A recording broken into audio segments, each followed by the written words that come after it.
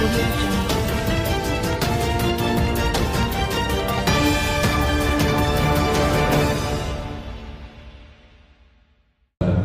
yang kami dapat di Kota Jayapura terlebih kepada orang asli Port Numbai. Otonomi khusus harus berpihak dan menyentuh segala sendi kehidupan masyarakat adat Port Numbai.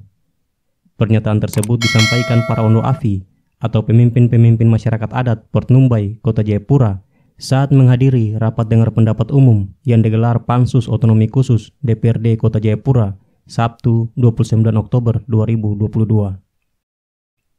RDPU Pansus Otonomi Khusus yang dipimpin Ketua Pansus Mukri Hamadi ini berlangsung di Horizon Hotel, kawasan Entrop, Kota Jayapura.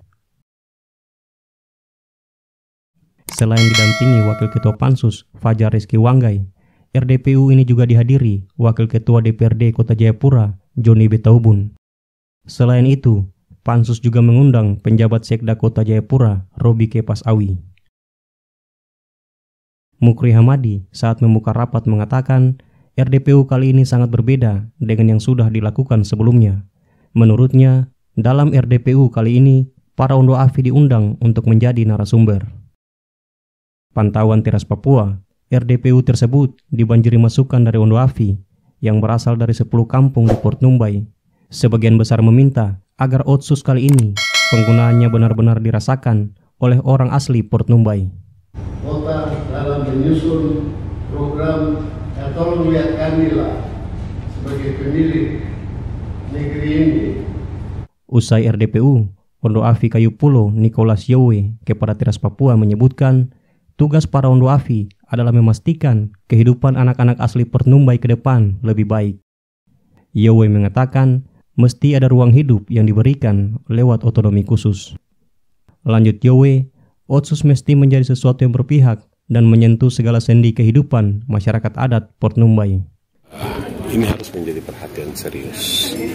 Kesempatan-kesempatan kerja di seluruh lini, sehingga anak-anak kami kedepannya mereka mendapat jaminan kepastian bahwa di Otsus ini mereka mendapat manfaat yang sebesar-besarnya, baik itu di bidang pendidikan, kesehatan, tapi juga mereka diberikan ruang untuk di kesempatan kerja. Nicholas Yowe juga meminta agar peraturan Presiden nomor 106 dan 107 harus menjadi perhatian pemerintah Kota Jayapura, sehingga dalam penerimaan CPNS dapat menyerap anak-anak negeri Port Numbai untuk menjadi ASN di Kota Jayapura dengan porsi 60%. Khusus ini bahwa porsi 60 atau 80% yang diatur di dalam Perpres 106 dan 107 itu harus menjadi perhatian dan menjadi rekomendasi buat kita semua bahwa dapat menyerap tenaga anak-anak negeri Port Numbai ini untuk menjadi ASN di Kota Jayapura ini. Sementara itu, salah satu anggota Pansus, Laode Mohitu, mengatakan sesuai masukan dari para Ondo Afi, maka dalam pelaksanaan Otsus nantinya benar-benar berpihak kepada orang asli Papua, terutama orang asli Port Numbai. Dikatakan, dengan pendapat dan masukan dari para Ondo Afi, maka pihak DPRD melalui Pansus harus memperjuangkan di pemerintah Kota Jayapura agar apa yang disampaikan para Ondo Afi terlaksana dengan baik.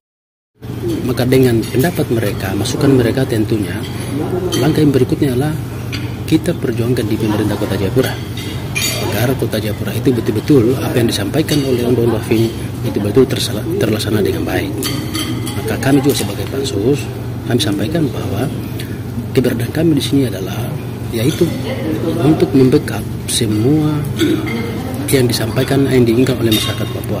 Contoh yang tadi saya sampaikan bahwa saya minta agar dana Otsus ini betul-betul pelaksanaannya bersama asli Port Numbai. Di kesempatan ini, Ode Mohitu meminta dana Otsus dipergunakan untuk membiayai pendidikan anak-anak Port Numbai dari jenjang SD hingga perguruan tinggi. Itu tadi saya minta, bebaskan yang namanya pembayaran sekolah mulai dari SD, SMP, SMA, bahkan sarjana, masyarakat Portumbai tidak lagi membayar sekolah karena sudah ada otsus. Nah, ketika ini bisa terlaksana, maka ketika ada masyarakat Portumbai bertanya, saya tidak dapat otsus, loh, anak sekolah atau tidak sekolah, berarti kau menikmati dana otsus, kan begitu.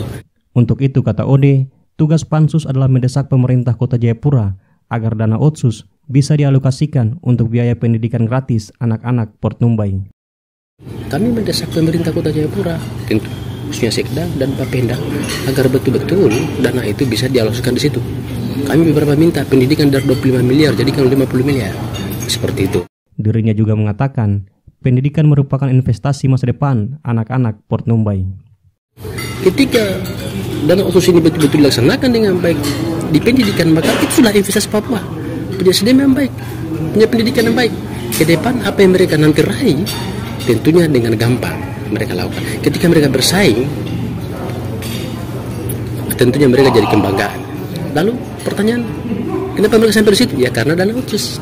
Sementara itu di tempat yang sama, penjabat Sekda Kota Jayapura, Robi Kepas Awi mengatakan, semua yang disampaikan oleh para Ondo Afi akan dilaporkan kepada penjabat wali kota. Kami sebagai pemerintah telah mencatat banyak hal yang akan kami sampaikan kepada Bapak penjabat wali kota, dan juga kami masih terus akan bekerja sama dengan Pansus Otsus, baik tim anggaran pemerintah kota dan Banggar Dewan untuk berdiskusi tentang hasil tadi. Robi Kepas juga menambahkan, terkait permintaan kuota CPNS dan masalah pendidikan dari para Ondo Afi akan menjadi catatan pemerintah Kota Jayapura.